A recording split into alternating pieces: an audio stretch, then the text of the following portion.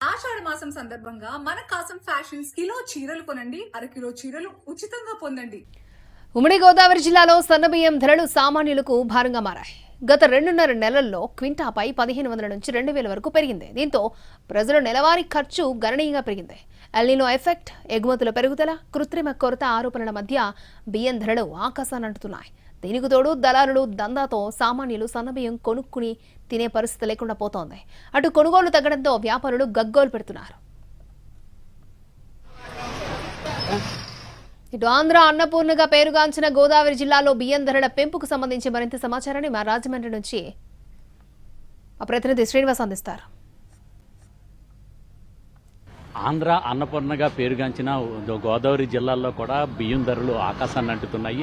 రోజు రోజుకు కూడా ధరలు విపరీతంగా పెరిగిపోవడం జరుగుతున్నది. గడిచిన 2 నెలల్లో చూసుకున్నట్లయితే ఇక్కడ కేజీ నుంచి కేజీకి 10 రూపాయల నుంచి 15 రూపాయల వరకు కూడా పెరిగిపోవడం జరిగింది.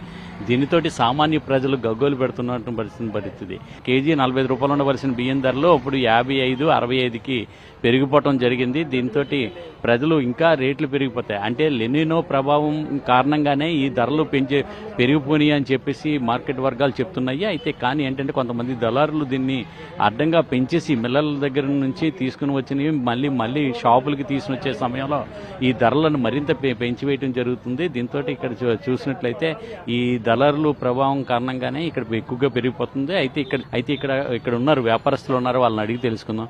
సార్, ఈ బియ్యం ధరలు ఏ రకంగా పెరుగుతున్నాయి గడిచిన 2 నెలల కాలం? 2 నెలల కింద అయితే రేట్లు అయితే బాగానే ఉన్నాయి సార్. ఈ 2 నెలల నుంచి సుమారుగా కేజీకి 5, 10, 15 రూపాయలు రేటు పెరిగినాయండి. బస్తా మీడియం క్వాలిటీ వచ్చి 1300 అండి, మంచి క్వాలిటీ అయితే 1600 అండి. ప్రజెంట్ మార్కెట్ నడుస్తుంది అలాగా. ఇంకా సన్నబియ్యం అంటే దాన్ని బట్టి ₹1 పెరుగుతుందండి. 1700 దాకా ఉన్నాయండి. అంటే ధాన్యం లేక రేట్లు పెరిగినాయి అని చెప్తున్నారండి. లేని కారణంగానే 2 నెలల కిందకి ఇప్పటికి రేట్లు చాలా దారుణం పెరిగినాయండి. ఏ లేదు సార్, అమ్మకాలు అవుతలేదండి ఈ రేట్ల మీద. వ్యాపారం కొంచెం ఇబ్బందిగానే ఉంది. గతంలో 1300 అమ్మింది, ఈవేళ 1600 జరుగుతుంది మార్కెట్. వ్యాపారాలు తగ్గినాయండి. ఈ డీమార్ట్లు వచ్చిన తర్వాత మొత్తం వ్యాపారం అంతా కూడా పోయిందండి. డీమార్ట్లు తక్కువ వస్తున్నారు. అక్కడికి వెళ్ళినా 1500 తక్కువ అయితే ఏమీ లేవంటున్నారండి. అక్కడికి వెళ్ళినా కూడా రేషన్ బియ్యం వాడుకుంటే తప్పదని అంటున్నారండి అందరూ కూడా. అదే పరిస్థితి.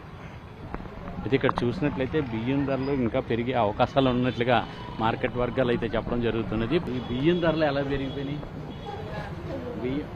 బాగా రేటు పెరిగాయండి. మరి ఎలాగా సామాన్యులు ఇలాగే విడివిడిగా కొనుక్కుంటున్నామండి. కేజీ చెప్పండి. మూట కొనుక్కునే వాళ్ళు ఇలా విడివిడిగా కొనుక్కొని తినవలసి వస్తుంది. సరే, ఎలా పెరిగినాయి? కేజీకి 15 రూపాయలు పెరిగిపోయినాయండి. జనం అందరూ చాలా గోల పెట్టేస్తున్నారు. రేషన్ బియ్యానికి వెళ్ళిపోతున్నారా మీ దగ్గర? రేషన్ బియ్యానికి వెళ్తున్నారు. కొనుగోళ్ళు ఎలా కొన్నారు? కొనుగోళ్ళు అమ్మకాలు తగ్గిపోయినాయి. కారణం ఏంటంటే రేట్లు పెరగడం వల్ల. బియ్యం రేట్లు చాలా పెరిగిపోయాయండి. అన్ని సరుకులకే పెరిగిపోయిందండి. మేము ఎలా బతకాలో చెప్పండి. కేజీకి 5 నుంచి 10, 15 రూపాయల రకాలను బట్టి పెరిగిపోయినాయి అని చెప్పి వీళ్ళందరూ కూడా జరుగుతున్నారు.